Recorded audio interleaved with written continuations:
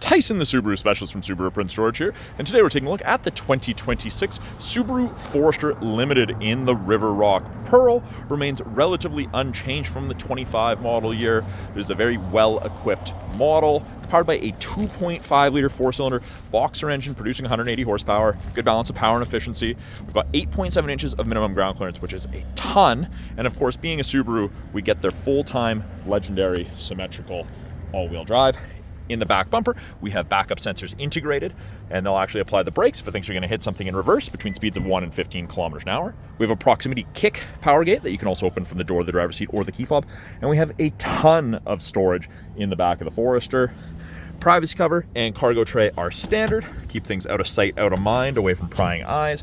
Grocery bag hooks on either side and a 12-volt power point on the rear driver's side. If you need additional storage, simply pull these little switches. Down they go, and you can dramatically increase the storage you have. This is easy to remove. Being the full load, we do get an upgraded Harman Kardon audio system, phenomenal audio system. And then to close the hatch, we can close it, we can close and lock, we can pull down, we can do the kick motion, we can use the button by the driver's seat.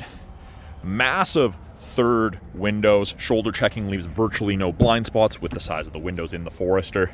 And the second row has a ton of passenger volume, easy fold seats.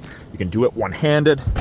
Being the Limited, you do get the leather upholstered interior. This is the dark gray / black with the blue contrast stitching. There's a fold down armrest with integrated cup holders, and for the outboard passengers, there are heated seats with high and low settings. Then, of course, charging USBs, vents out of the center console, in addition to the vents underneath each front seat facing rearward to heat up and cool down the second row more effectively. And then 3 matte back pockets on the backs of both front seats.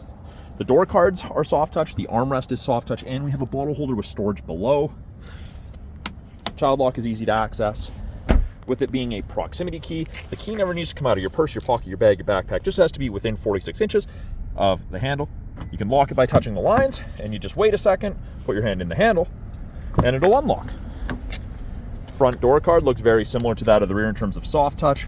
We have 2 position memory settings for the power driver seat and mirrors. Great if there's 2 regular drivers in the household. Front windows are auto front windows, which are 1 touch up, 1 touch down.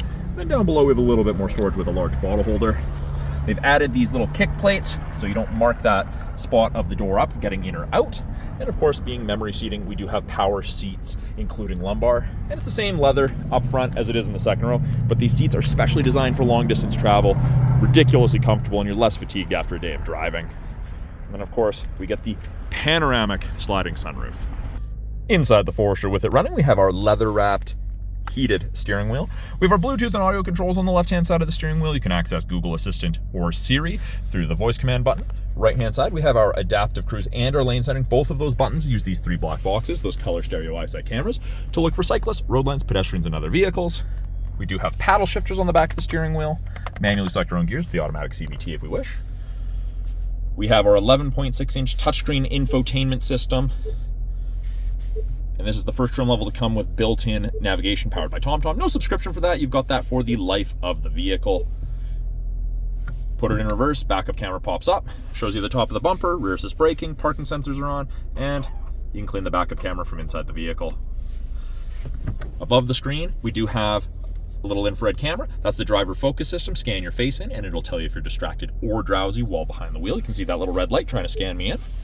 Climate control.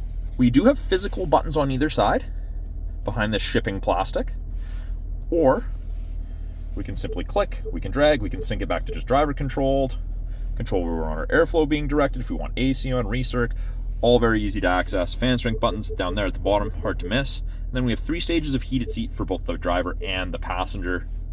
Below the screen, 2 USBs, an auxiliary, and a 10-watt wireless charger. Nice soft touch sides beside the charger. If you're resting your leg on it, less likely to hurt in the long run.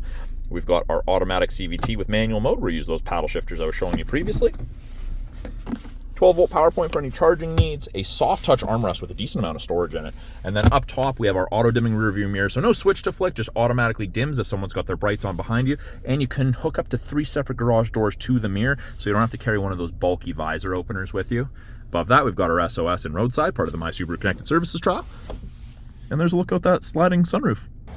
That is a quick look at the 2026 Subaru Forester Limited in the River Rock Pearl, and you can find that down here at the corner of 1st and Victoria. Subaru, of Prince George.